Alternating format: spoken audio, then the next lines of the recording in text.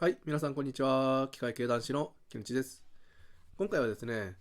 西の魔女が死んだを紹介しようと思います。はい、この本はですね、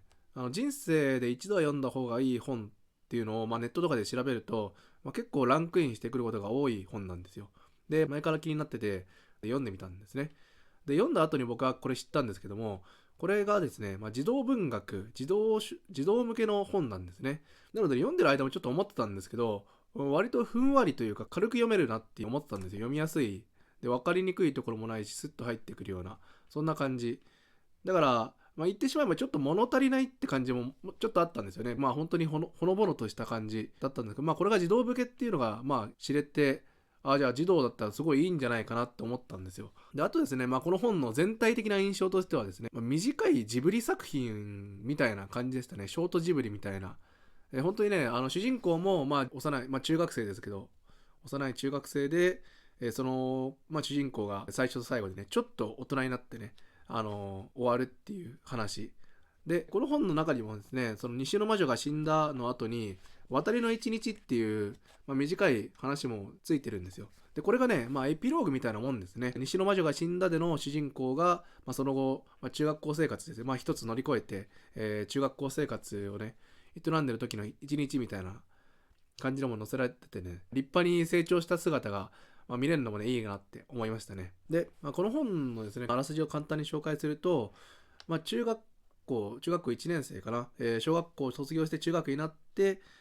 中学校でいじめを受けた女子中学生が主人公なんですけど、いじめを受けて、もう学校は、あの場所は私に苦痛を与える場所でしかないから行きたくないっていう風に言って、登校拒否をしたんですね。で、それで両親もそれを飲んで、両親は別に何も理由を聞かずにですね、結構両親もね、理解があるのかないのか分かんないけど、割と接し方としてはね、理解があるような感じだったんですよ。なんで学校行かないのってのを問い詰めたりしないんですね。主人公、マイって言うんですけども、マイがそう言うんだったら、それ相応の理由があると思うからってことで、マイを信じて、登校拒否をちゃんと学校に伝えるんですね。で、その登校拒否して1ヶ月間を、おばあちゃんの家に行って、少し、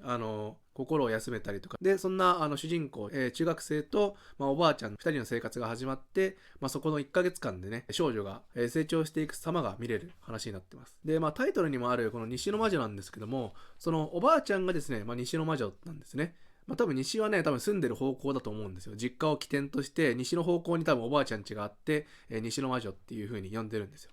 で、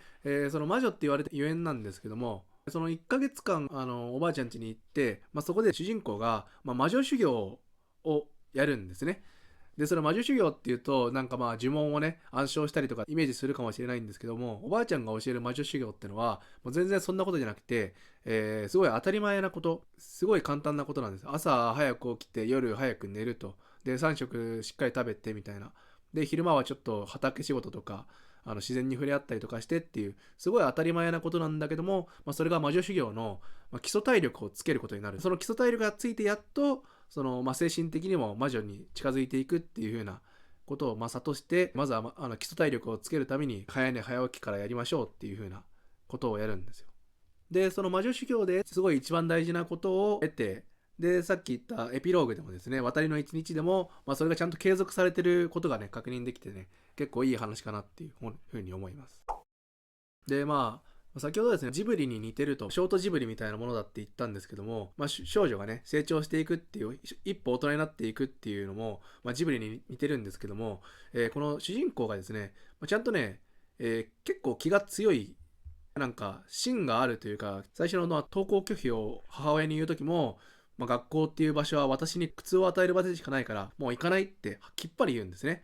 それ以外にも、初めておばあちゃん家に来た初日にですね、向かいの家のおじいさんと対面して、おじいさんがですね、結構強い口調で、お前はどこのもんじゃって言うんですよ。それに対して、私はこの祖母の家の孫ですって、ちゃんとはっきり言うんですね。いきなりね、そんなおじいちゃんに誰だって言われたら、中学生だったらやっぱりちょっと萎縮しちゃうと思うんですよ。だけどちゃんと、私は孫ですって、ここは祖母の家ですってちゃんと言うのはね、結構ね、やっぱ、ちゃんと芯がある子なのかなっていう。で、このね、芯があるのが逆にあだになってるかなっていう風に見られたのが、この子はやっぱりちょっとね、思いが強いんで、嫌なことがあったりとかすると、やっぱり勝手に妄想が膨らんじゃうんですね。さっきのおじいさん、源氏さんっていうんですけど、源氏さんは絶対悪い人だっていう風に一度なってしまうと、やっぱりその妄想に取り憑かれちゃうんですよ。で、それをですね、おばあちゃんは、悪魔の声という風に言ってて、自分が聞きたくもないような言葉に翻弄されてはいけないと。そういうことに支配されてはいけないっていう風に言うんですね。だからやっぱりもともとはね、気が強い子だから、芯がしっかり通ってるから力はあるんですよ。自分の強い力が逆に、